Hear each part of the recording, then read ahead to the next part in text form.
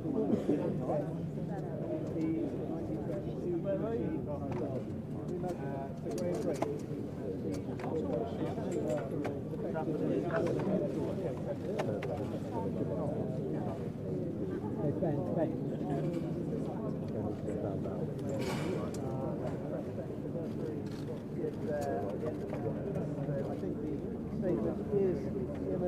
just going to step aside now because let's take a look at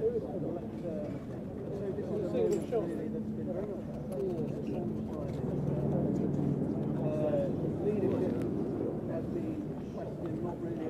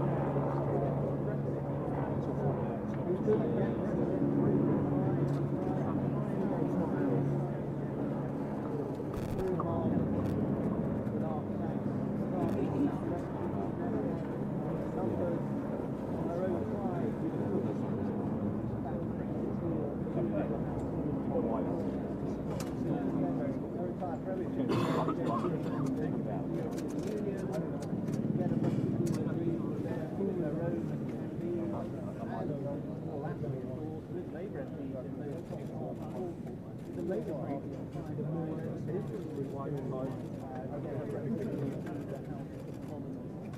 none of them in the end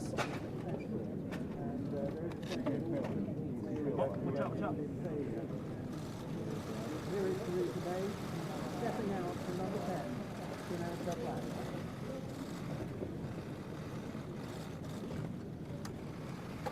Ever since I first stepped through the door behind me as Prime Minister, I have striven to make the United Kingdom a country that works not just for a privileged few, but for everyone, and to honour the result of the EU referendum.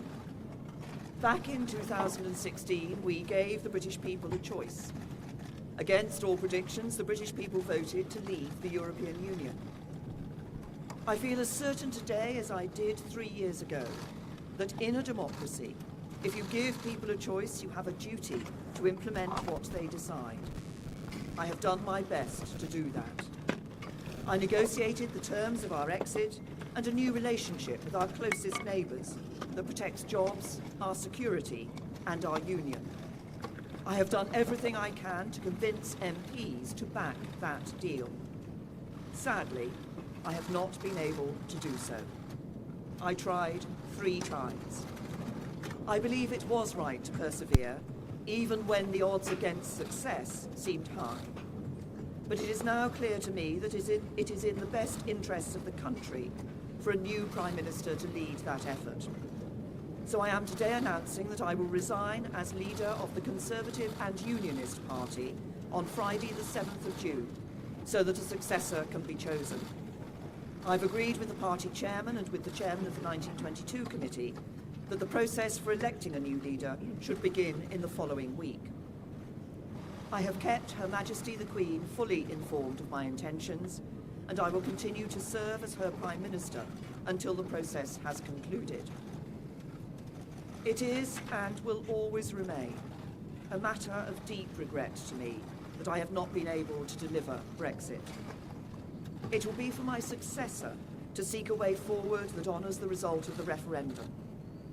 To succeed, he or she will have to find consensus in Parliament where I have not. Such a consensus can only be reached if those on all sides of the debate are willing to compromise. For many years, the great humanitarian Sir Nicholas Winton, who saved the lives of hundreds of children by arranging their evacuation from Nazi-occupied Czechoslovakia through the Kindertransport, was my constituent in Maidenhead. At another time of political controversy, a few years before his death, He took me to one side at a local event and gave me a piece of advice. He said, "Never forget that compromise is not a dirty word. Life depends on compromise." He was right. As we strive to find the compromises we need in our politics, whether to deliver Brexit or to restore devolved government in Northern Ireland, we must remember what brought us here. Because the referendum was not just a call to leave the EU, but for profound change in our country. A call to make the United Kingdom a country that truly works for everyone. I'm proud of the progress we have made over the last 3 years. We have completed the work that David Cameron and George Osborne started. The deficit is almost eliminated. Our national debt is falling, and we are bringing an end to austerity.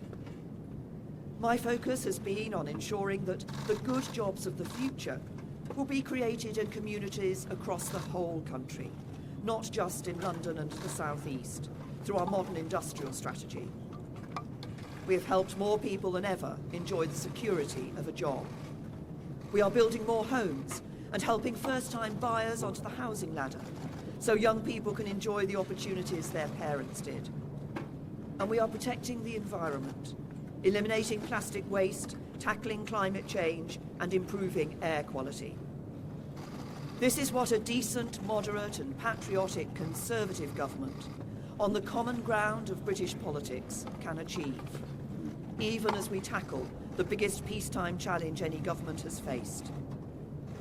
I know that the Conservative Party can renew itself in the years ahead, that we can deliver Brexit and serve the British people with policies inspired by our values. Security, freedom, and opportunity. Those values have guided me throughout my career.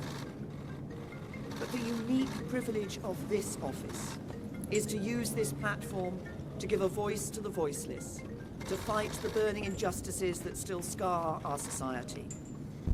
That is why I put proper funding for mental health at the heart of our NHS long-term plan. It's why I'm ending the postcode lottery for survivors of domestic abuse.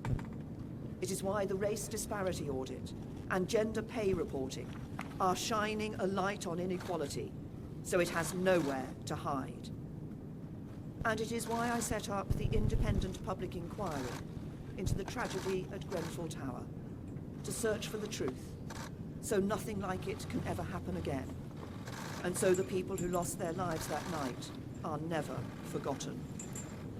Because this country is a union, not just a family of 4 nations, but a union of people, all of us.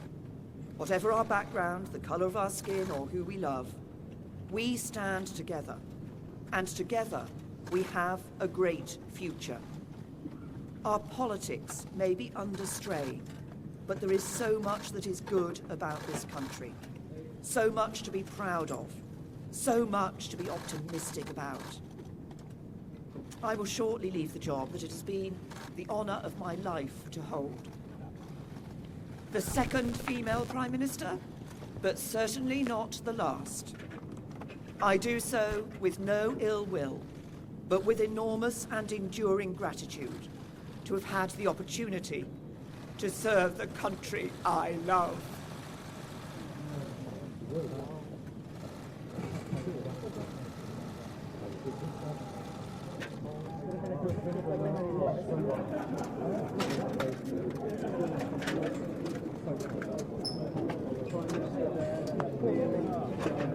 Very emotional. The end was very emotional.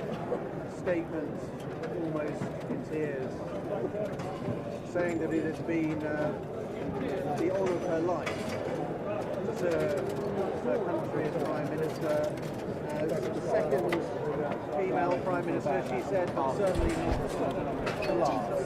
She stood there in the sunshine of Downing Street announcing the details of her long-awaited departure from office. She said she will resign as leader of the Conservative Party on Friday, the 7th of June. She's agreed that with the Conservative Party chairman and also the chairman, Graham Brady, of the 1922 Committee of Backbench MPs, who she met with earlier on this morning, and who was making it very clear that she effectively lost the backbench members of Parliament. And so after she does step down as Conservative Party leader, that is when she said the process of trying to find a new Conservative Party leader will begin. She said, I deeply regret that I have not been able to deliver Brexit. She talked about how trying to really enact the will of the voters from the 2016 referendum had been her challenge, and that it was a deep regret to her that she hadn't been able to make that happen. I have done my best to do that. She said, I have done everything I can to persuade members of Parliament, and tried 3 times to get her Brexit deal in Parliament, but failed, and said that was for her a deep regret that she had not been able to deliver Brexit. She did also outline other areas of her premiership, other areas of her government, some of the things she thought that this government has achieved. Let's bring in our assistant political editor, Norman Smith, who's with me and was listening to that and watching that. Firstly, on a personal note, the Prime Minister at the end understandably very, very emotional. It's a huge moment, and she was close to tears at the end. It will always be an honour to have served as Prime Minister, well done, right? Because it's a hugely emotional moment for us, watching on as we live down. I thought a sort of dignified statement, and also quite a defensive statement, saying I've tried my best. I've done my best to try and get this through Parliament. I've done it 3 times. But I thought simply too, the message to her successor, compromise is not a dirty Simon, don't leave your legs here. Someone's going to kick it. As a clear warning to those who I might kick it. succeed her. Right, let's go for it. Her take is no. You've got to bring people with you if you want to get this through. You are going to have to